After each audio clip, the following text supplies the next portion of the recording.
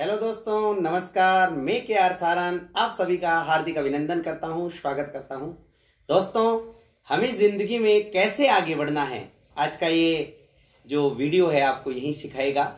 हमें अपना जो भी कार्य है उसको अपने प्राणों से भी ज्यादा, जैसा कि आज तक के विश्व के जितने भी महान लोग हुए हैं, महान शख्सियत हुई है या सक्सेसफुल लोग हुए हैं, उनकी स्टोरीज को पढ़ने के बाद में, उनकी बुक्स को पढ़ने के बाद में आपसे मैं यही कहूंगा कि जो भी आप कार्य कर रहे हैं, सबसे पहले आपको ईश्वर को धन्यवाद देना चाहिए कि आपको उस कार्य के लिए ईश्वर ने चुना है और उसको अपने पूरे प्राणों से करना चाहिए। आप चाहिए सोनू जी शर्मा को ले लीजिए, चाहे संदीप माहेश्वरी को ले लीजिए, जितने भी बड़े मोटिवेशनल स्पीकर हुए हैं, हमारे आदर्श रहे हर्षवर्धन जी जैन साहब को ले लीजिए। सबका एक ही बात का कहना है कि हमें अपने जो भी आप कार्य कर रहे हो, जो भी आप बिजनेस कर रहे हो, जिस भी जॉब के अंदर हो, आप पूरे प्राणों से, अर्थात आपके अंदर उस कार्य को करने के लिए आग होनी चाहिए। मित्रों, आग से मेरा तात्पर्य है आग की लपटें हमेशा ऊपर की तरफ जाती है। उदाहरण के लिए, जैसे मान लीजिए 100 माले का बिल्डिंग है, उसके 50वें माले में आग लग गई। नीचे वाली 49 को कोई टेंशन नहीं, लेकिन ऊपर वाली जो जितनी भी मंजिलें होंगी उनको प्रॉब्लम होगी, अर्थात आग ऊपर की तरफ जाती है।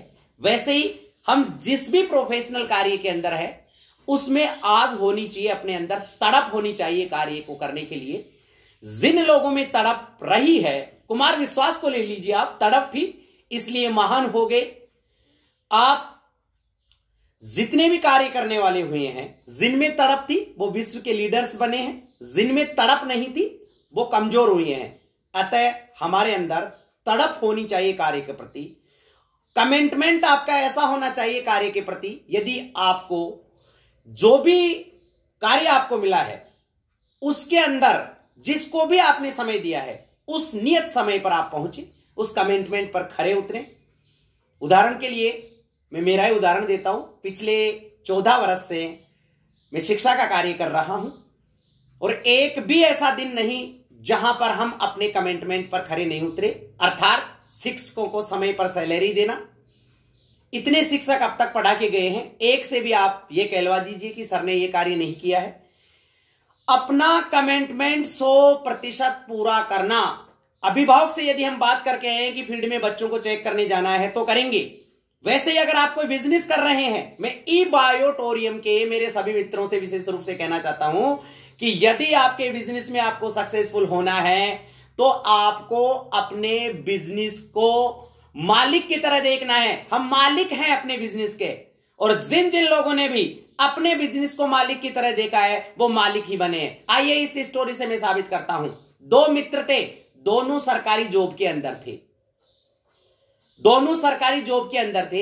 एक दिन उनसे मिस्टेक हो जाता है, उनका फैन चालू रह जाता है और दोनों मित्र वहां से चल के, जो कि रेलवे स्टेशन लगभग वहां से 4 से 5 किलोमीटर दूर था, वहां तक पहुंच जाते हैं।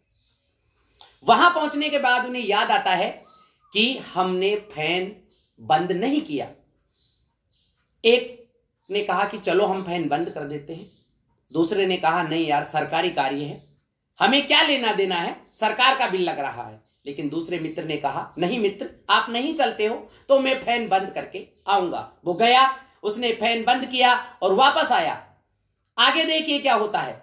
कुछ समय के बाद जब रिटायरमेंट हो जाते हैं दोनों, रिटायरमेंट के 4 से 5 साल के बाद में जो व्यक्ति फैन बंद करने गया था वो एक बहुत बड़ी कंपनी का मालिक बन जाता है, और जो व्यक्ति फैन बंद करने नहीं गया था वो उसी के पास सर्विस मांगने के लिए आता है। वो कहता है हे मित्र, आप आज बहुत बड़ी कंपनी के एमडी हैं, मालिक हैं, और मैं आपके पास काम मांगने आया हूं, मुझे ये काम दीजिए। उन्होंने सहर्ष काम दिया।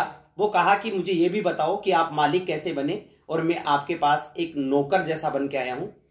उन्होंने कहा नहीं दोस्त, मैं आपको कमजोर नहीं करना चाहता, आप भी मालिक हो, मैं भी मालिक हूं।